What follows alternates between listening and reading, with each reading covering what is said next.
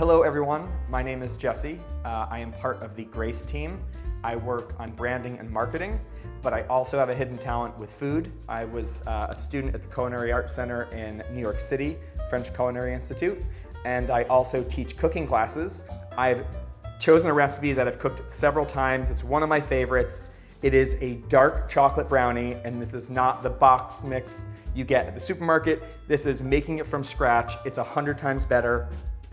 And we are going to elevate it a little bit by adding these awesome McCrea's caramels that we carry at Grace as well. During this little demo here, I'm going to try and teach you some tips and tricks that I use in the kitchen all the time that make better food. All right, so let's talk about ingredients first. We have some granulated sugar, okay? And I will go over measurements as I pour them in. We have melted butter.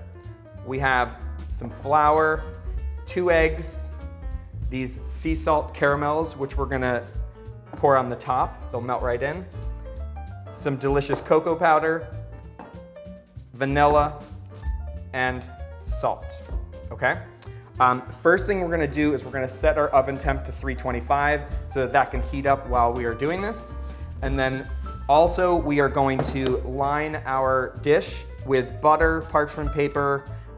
You can do cooking spray. I just like to save a little butter and rub it into the dish, and this will prevent it from sticking. We are going to mix the dry ingredients together, except the flour, and I'll explain why in just a second. So we're gonna do 1 1/4 cup of granulated sugar, okay? We're gonna do about a teaspoon of salt, okay? Salt enhances the flavor of food, so that's why you wanna add it. We are gonna add our cocoa powder, okay? It's about 1 1/4 cup, 3/4 cup of cocoa powder, okay? And we are gonna stir those together to break up the little chunks of cocoa powder and also to make sure everything is evenly mixed. Now, we're not gonna add the flour because when you mix flour too much into this recipe, it develops gluten and then it performs more like bread, and we want these to be really soft and chewy brownies. So I'm just gonna stir that together a little bit. Now I have my butter. I'm going to mix it into the cocoa powder mix, okay? That. Okay. And then we are going to start whisking, all right? This is the method. You want to use a whisk so that it incorporates all the ingredients evenly and every bite is as yummy as the other. Okay, so you'll see it kind of looks almost muddy, which is good. It's exactly what you want. Now we're gonna add vanilla. Okay. If any of you don't know, vanilla comes from an orchid plant. It's pretty awesome.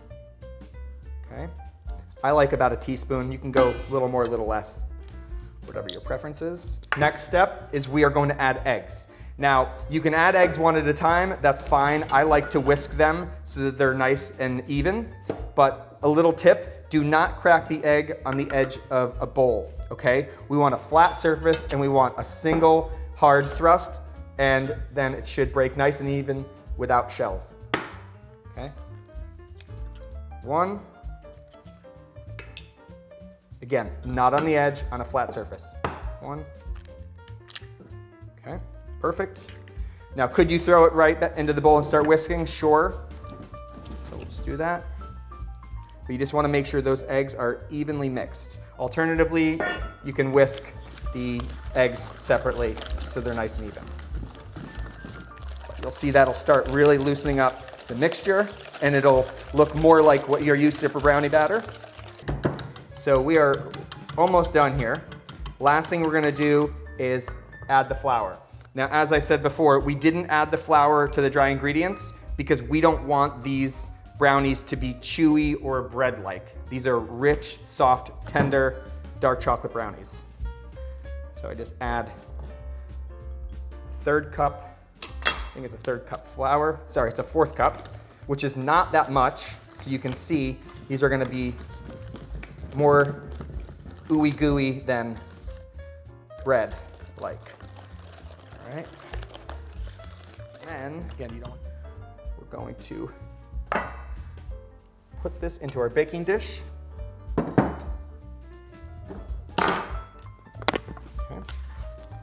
You can use a rubber spatula. I just like this tool, nice and easy.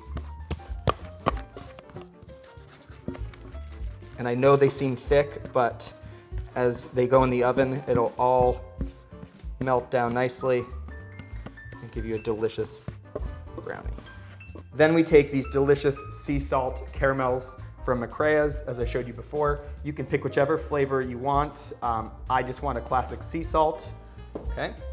And I'm just gonna dollop these little pieces into half of it.